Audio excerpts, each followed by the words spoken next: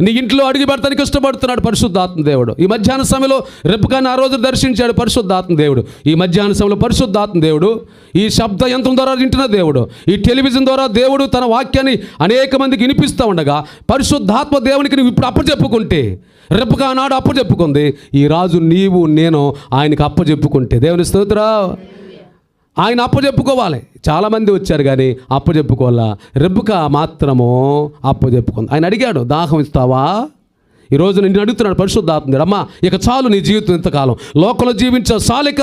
ఇప్పుడు దాకా నీ కోసం బ్రతికావు, నీ బిడ్డల కోసం బ్రతికావు, నీ కోసం, కేవలం నీ కోసం నువ్వు బ్రతికావు. ఈ రోజన్నా నువ్వు పరిశుద్ధాత్మ దేవుడికి అప్పచెప్పుకుంటే నీ జీవితము, నీ భవిష్యత్తు మారిపోతుందని పరిశుద్ధాత్మ దేవుడు ఆ రోజు రెబ్బకాని అడిగాడు. ఈరోజు నన్ను అడుగుతున్నాడు. దేవుని స్తోత్రం.